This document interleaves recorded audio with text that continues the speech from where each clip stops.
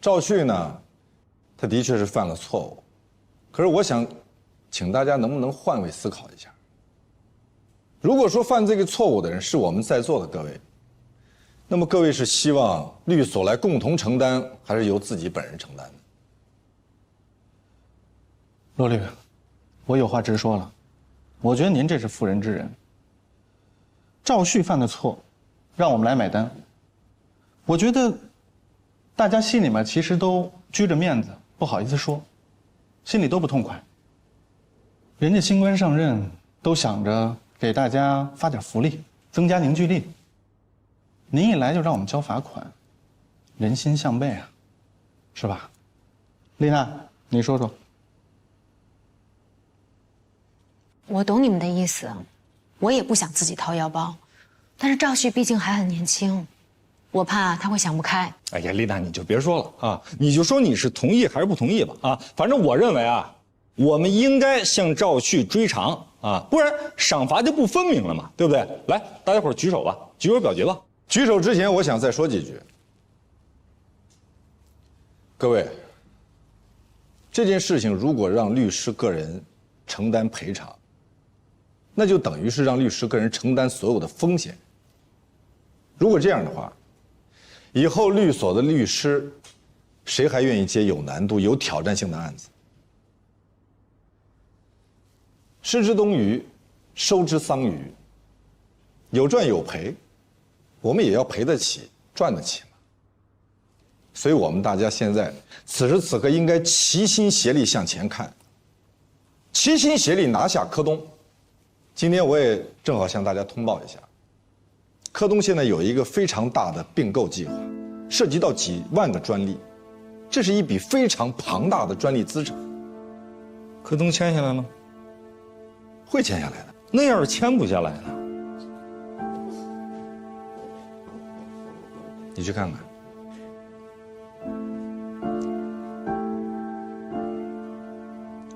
我们继续讨论。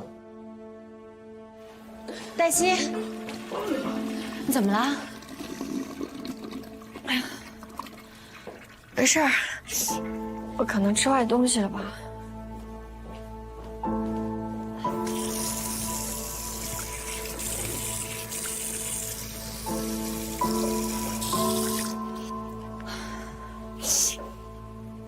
谢谢，丽娜姐，我没事儿，你赶紧回去开会去吧。你真没事啊？没事儿。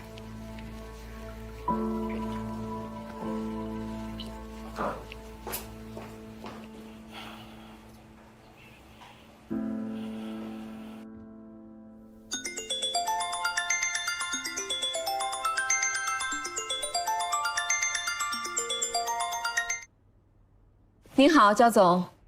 以后叫焦恩哥。焦恩哥，你说。我听说了一些你们律所的事情。什么事情？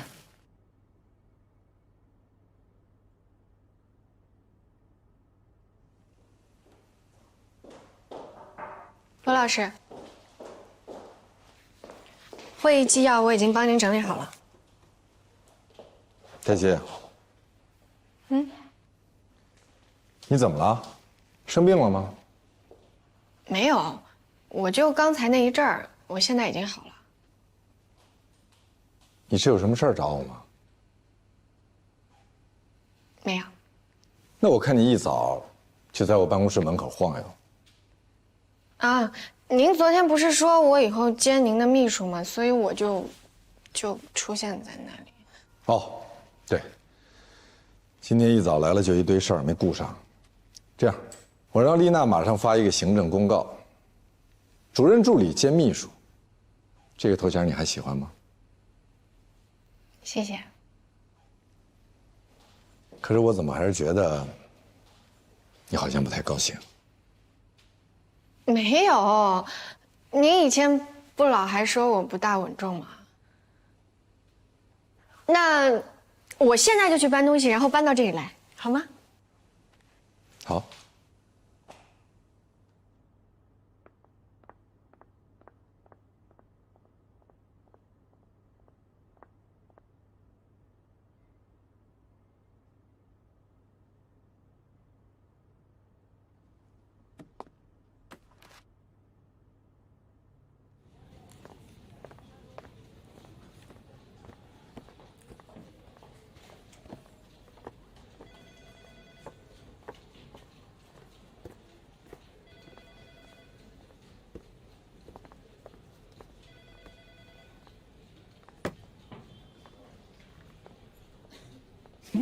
黛西，你怎么了？脸色好像不太好啊。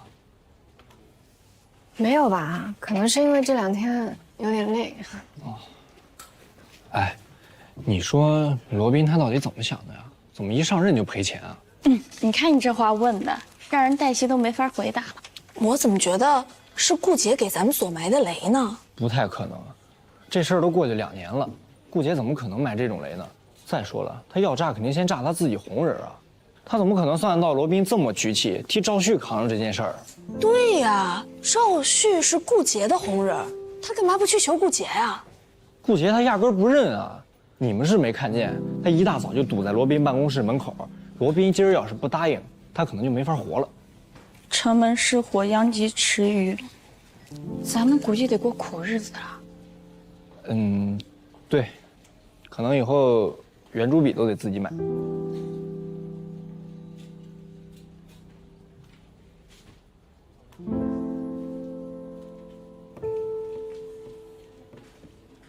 黛西，你怎么了？你要走吗？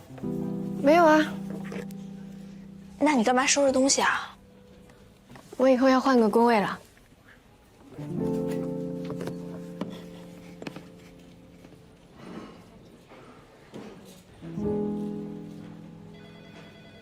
嗨，嗨，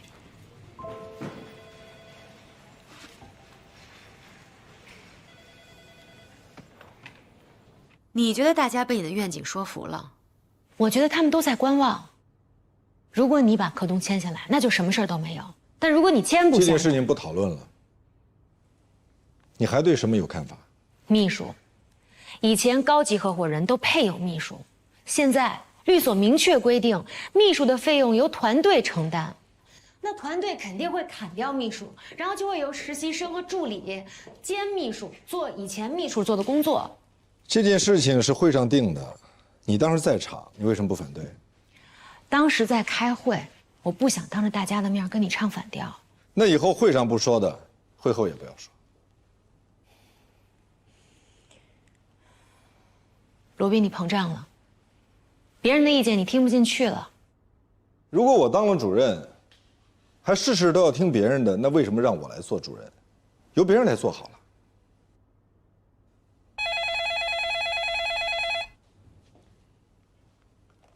喂，好，我马上过来。这事情不讨论了。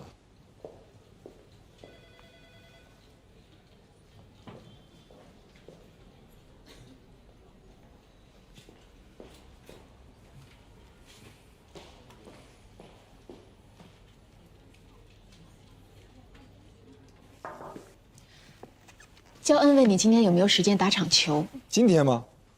几点钟？下午先打球，然后一起共进晚餐。我觉得他是有重要的事情想当面跟你说，但是又不想太正式。好啊，没问题。你跟他说，我随时都可以。那你打球的装备？我车里就有。谢谢，我这就跟他说。你不跟我们一起去吗？我感觉他是想单独约你。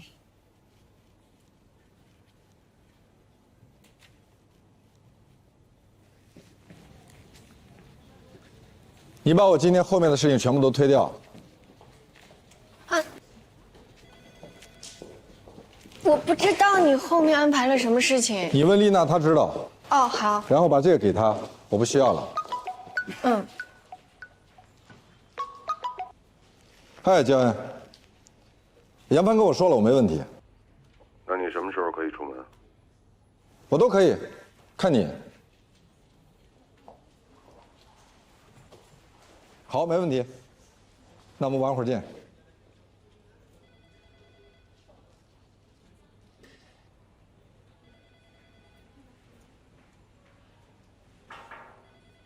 进来，丽娜姐，罗宾老师说让你把他后面的行程全部都推掉，还有这个什么意思啊？他是都没看上，还是不打算找新秘书了？你别去，他现在正在打电话。他必须要找秘书，我不可能一直替他兼着。他现在有新秘书了。谁啊？我现在是他的主任助理兼行政秘书。他怎么没跟我说呢？可能是因为没顾得上吧。算了，我也不跟他生这个气。人在家中坐，祸从天上来。艾丽娜姐，这事儿很严重吗？严重，当然严重。能有多严重啊？说到底，这个案子是赵旭老师2年之前做的，那个时候罗老师他还没有成为主任呢。那不管，是在他当主任的时候爆出来的。别人会说，怎么别人当主任的时候没事儿，你一来就有事儿？你俩是不是吵架了？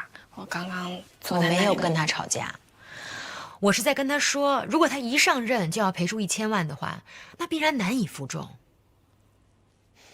他跟我说，一白遮百丑，只要能把柯东签下来，别人就不会说什么。哎，你待会儿也去劝劝他，万一这个柯东签不下来呢？那就签别的呗。哪有那么容易？你以为那么多大客户，所有的大客户都有主了？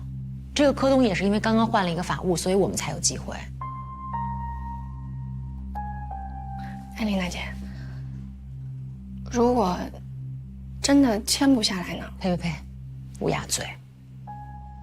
要真的签不下来，要不然咱们锁关门，要不然罗宾走人。所以我才跟他吵。你以为呢？很多律所都是这么散伙的。希望罗宾能够搞定焦恩，签下柯东，一白遮百丑。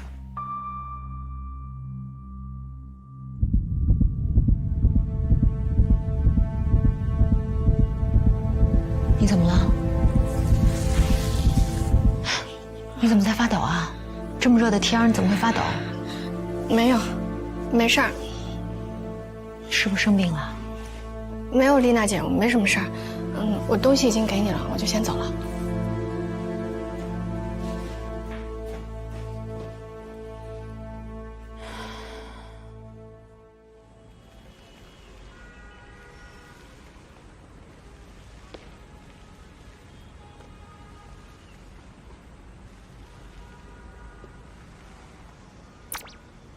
怎么样？跟罗宾说了吧？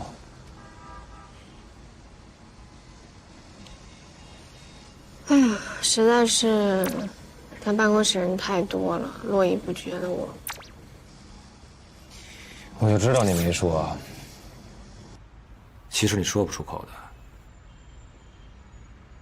你也没有办法去面对焦恩，对吧？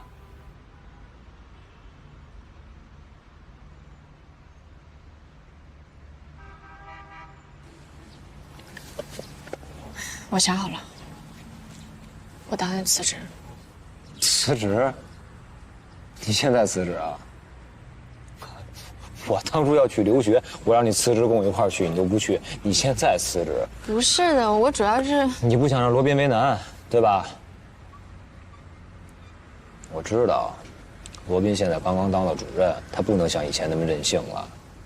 以前可以说翻脸就翻脸，大不了这个钱他不挣了。可现在呢？现在不一样了，他得为整个律所的业绩负责任，大家伙都要吃饭，砸自己的饭碗那叫个性，砸别人的呢，别人要是不同意，他自己的位置就不保。所以你不想为难他，你也不想为难你自己，索性你就辞职成全别人，我说对吗？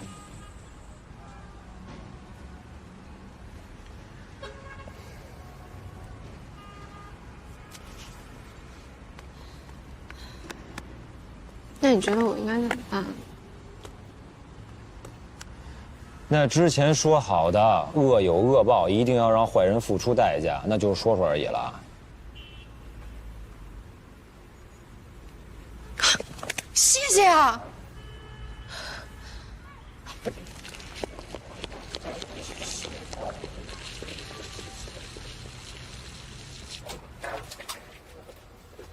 我看过您的一个采访，您曾经说过一定要让坏人付出代价，他们现在还在害人，他们在害更多的人，更多像您父亲这样的老人。您真的可以这么无动于衷，假装什么都没有看见吗？您真的就可以这么说服自己，说这事儿跟您一点关系都没有吗？我主要是管不了。您怎么知道您管不了呢？你以为我是因为钱才跟他们签这个保密协议吗？是他们在威胁我。他们问我要文的还是要武的，要文的就跟他律师去谈，要武的让我跟保险公司去谈，还告诉我多给我家人跟孩子买几份人身意外保险。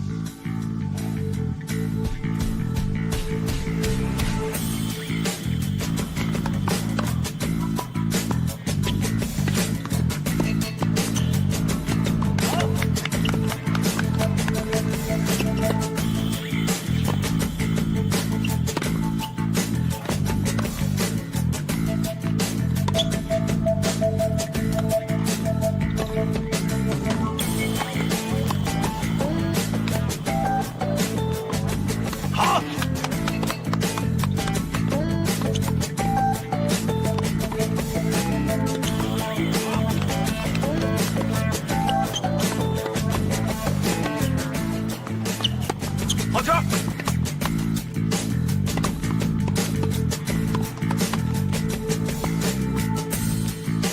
好！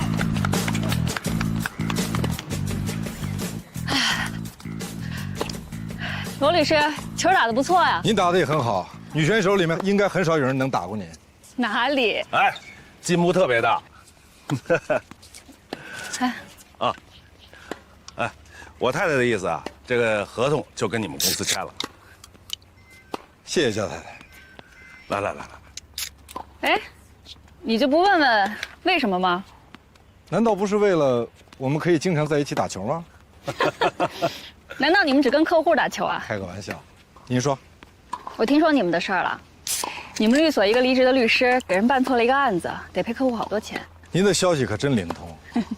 实不相瞒，找你们之前，我们有10个候选律所，我就跟焦恩说让他挨个接触一下。接触下来，我们有综合一评估呢，还剩下3个。他就说剩下的让我亲自见一见。啊，是这样，我们家所有的大事儿，都是我太太做主。好男人。那2个我已经见了，也相当不错，能力啊、资源啊各方面啊。可是呢，有个人找焦恩打你的小报告，他说你这个人有点妇人之仁，焦恩就犹豫了。可我说什么叫妇人之仁啊？这叫宅心仁厚啊。所以啊，我就临时约了这场球，2个人认识一下，加深一下印象，是吧？那这么说，我还得感谢那个打小报告呢。对对，咱们合作愉快。来，合作愉快，合作愉快，谢谢谢谢。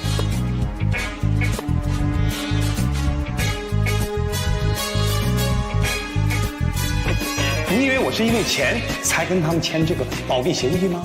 是他们在威胁我。他们问我要文的还是要武的，要文的就跟他律师去谈，要武的让我跟保险公司去谈，还告诉我多给我家人跟孩子买几份人身意外保险。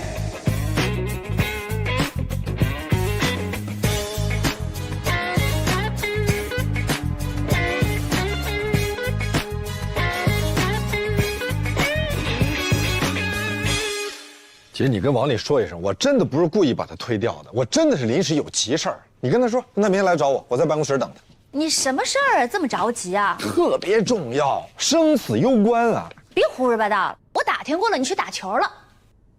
我是去打球了，不过幸亏我会打球，我如果不会打球的话，这么大客户我都接不下来呢。满嘴跑火车。我发誓，我说的全是实话，包括标点符号。行。那王丽什么时候上班啊？直接来上班。那你什么意思啊？你还要面试他呀？不是，我的意思是说，你来他总得谈谈条件吧，是吧？谈谈条件，看看干什么，然后把这个聘任合同给签了。高级合伙人协议啊？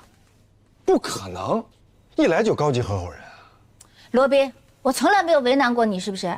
我房子首付不够，我也没为难过你啊！我跟你张过嘴吗？是，我懂姐，你对我最好，你一向深明大义。谈不上，最多是举贤不避亲。是，举贤是可以不避亲，但是这王丽也没闲到让咱这么举着吧。反正我好不容易是张回嘴，哎，你要是大义灭亲的话。那今天就当我晚上是来给你添乱的。本来以为你当个主任吧，大家都能沾个光，看来我是想多了。姐，这事儿我不是说我不答应，那你答应了？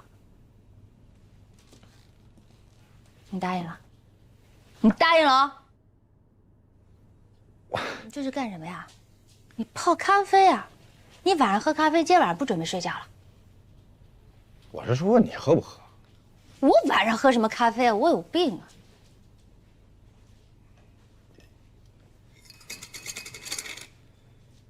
其实我不跟你开玩笑啊。我想跟你说的是，是我现在是当了律所的主任，但是这并不代表律所所有的事儿都是我一个人能说了算的。我觉得这件事情你真的能说了算。好，就算我能说了算，可是这对大家不公平啊！您一来你就当高级合伙人，大家内心不服。我跟你讲，你无论做什么事情，你做什么，哎，那些不服你的人，到最后他还是会不服的。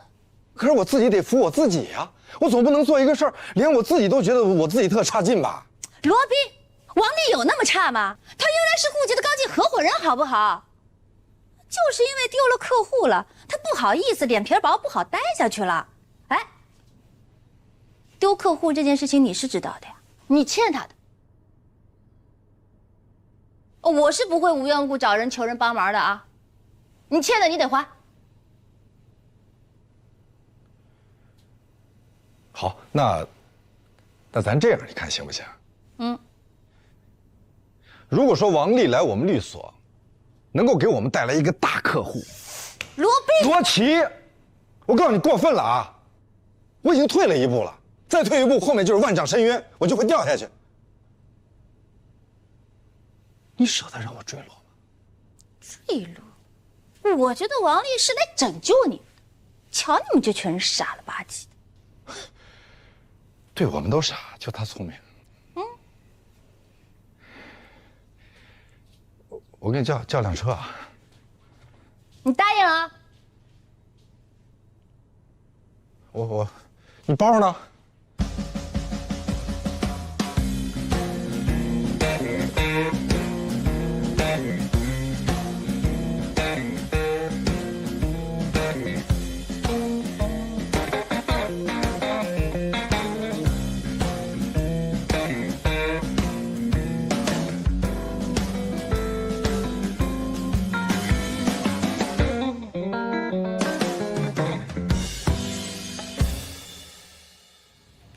我这是为你好。你看啊，我现在是在和你协商，但如果你不同意，那我们只能是报案了。我已经报过案了。齐家保健品涉嫌非法传销犯罪，虚假广告犯罪。我提醒你一下啊，毁坏商誉罪，可以判处2年以下有期徒刑，或者拘役，并处罚金。你在吓唬我的助理？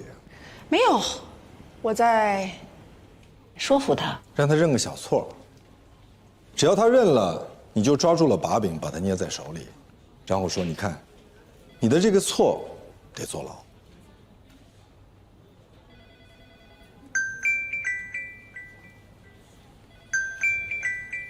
喂，啊，我马上过来，啊。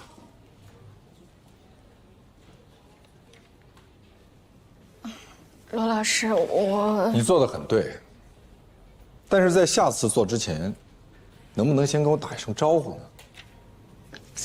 我是看您昨天在陪重要的客户，然后我就心想说，如果我跟您说，您肯定没时间听，我就自己先发网上了。我真的没想到它发酵那么快。你记住，以后任何人让你认错，不管是威胁你还是利诱你，都别认。把我的名片随身携带，不管是谁，都跟他们说，请跟我的律师谈。一会儿柯东的人过来，你做一下会议纪要。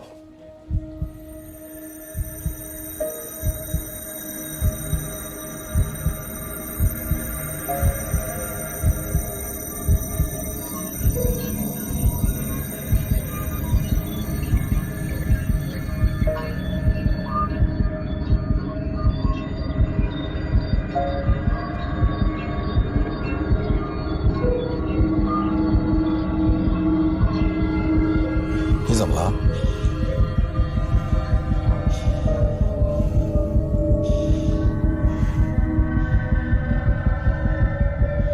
你还好吧？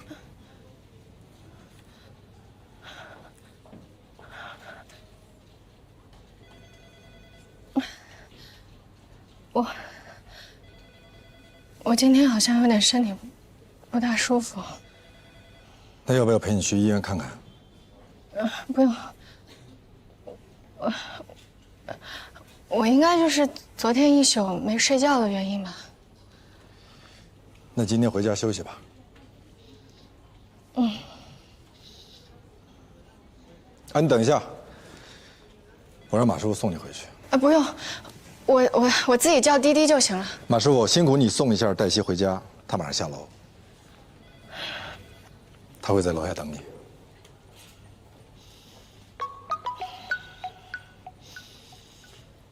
喂，焦恩他们马上就到。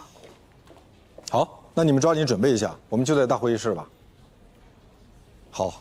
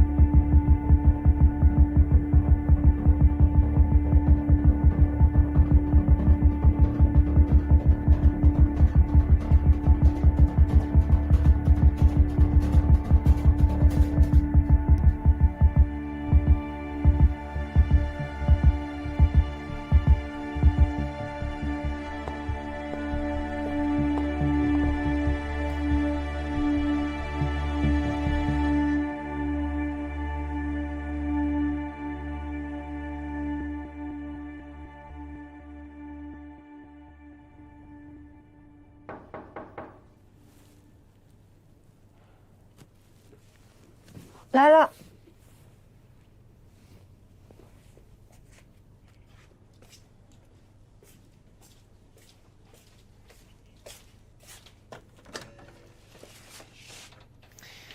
罗宾打电话说你病了，我来看看你。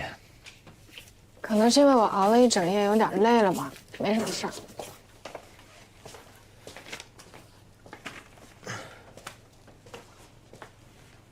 你这就是惊恐障碍。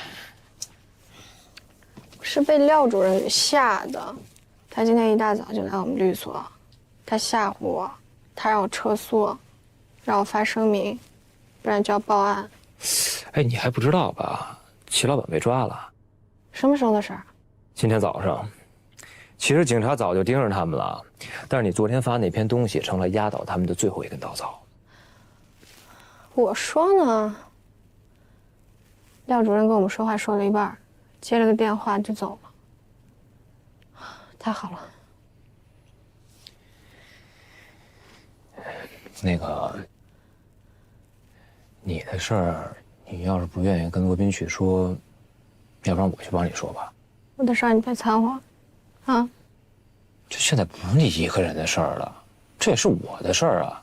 那我现在也有权利去选择我将要去追随的人，对吧？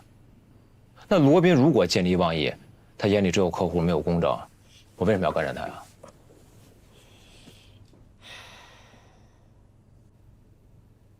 麦飞，嗯，你听我说，罗宾，他不是那种人，他非常的值得追随。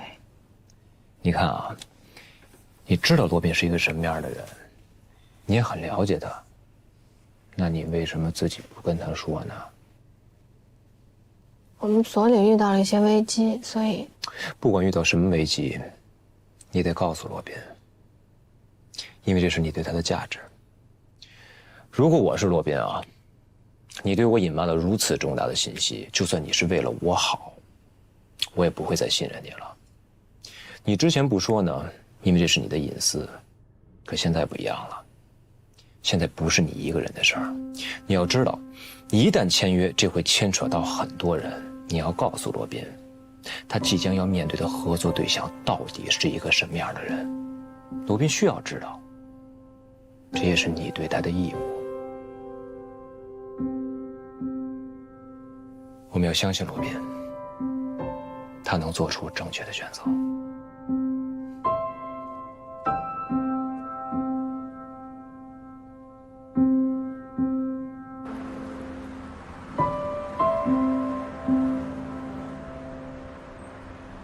你还是没有说服我，我们为什么不能接受焦恩这样的客户？他人品有问题。人品有问题不是理由。存在利益冲突。跟谁？我。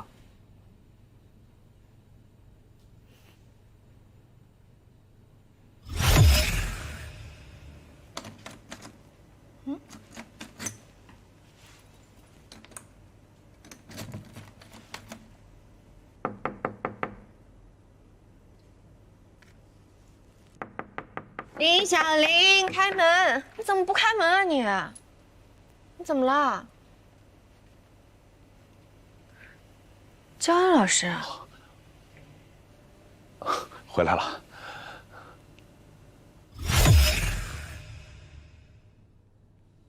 我明白了，你的意思是想告诉我，我们不应该跟这样的人合作。是的。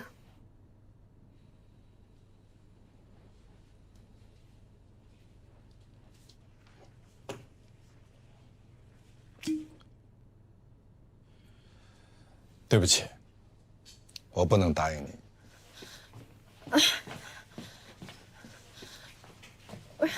为什么？他这样的人就应该受到惩罚。受到什么惩罚？如果我按照你说的做，受到惩罚的是我们。我们要签的是柯东，而焦恩是柯东的首席法务官。我们不签对他没有任何损失，他马上可以成为别的律所的座上宾，而对于我们而言，我们却丢了一个大客户。可是我做不到，罗老师，我真的没有办法做到。我每天坐在您的办公室门口，我看着他以一个大客户的身份在那里进进出出。那你可以辞职啊，你为什么不辞职呢？你不就想躲他一辈子吗？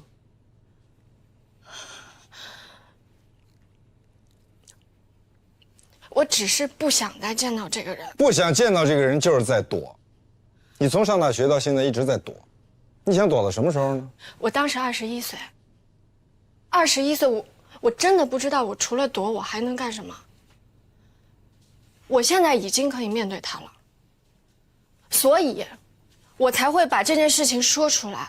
我才会原原本本的告诉你，焦恩他到底是一个什么样的人。然后呢？我知道，我很清楚的知道我们现在律所遇到了一个什么样的危机。其实我这2天我一直在犹豫，我要不要把这个话跟你说。我知道一个大客户对我们来律所来说意味着什么。所以你以为你跟我说了，我就一定会站在你这一边？给焦恩打个电话说，对不起，像你这种人渣，我们是不会跟你合作的，是吗？你太幼稚了吧？你多大了？如果你刚来律所，我还可以理解。现在呢？你的成长在哪儿？你以为这样真的能解决问题吗？对不起，我真的没有办法答应你。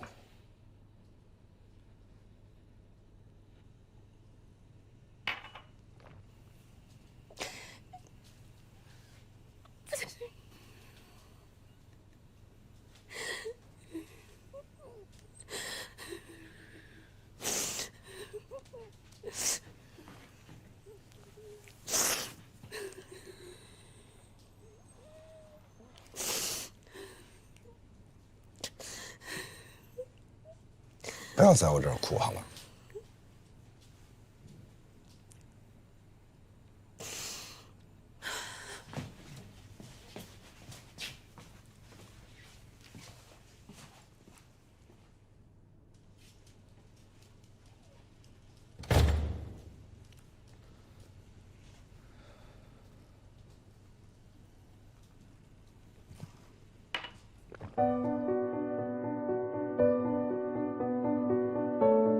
而焦恩是科东的首席法务官，我们不签对他没有任何损失，他马上可以成为别的律所的座上宾。而对于我们而言，我们却丢了一个大客户。可是我做不到。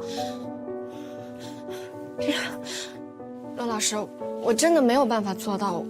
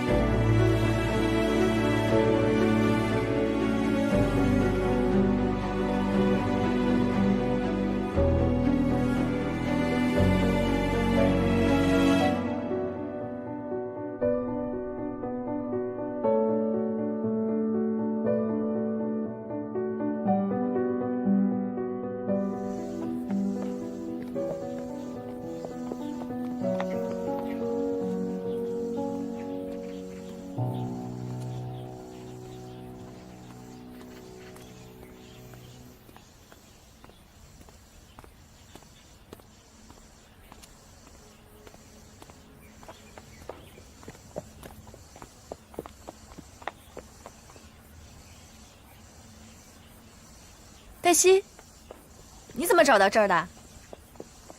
我问了孟小雨，我和他没有什么联系啊。他有你的微信，他看了你的朋友圈，你们还有共同的好友。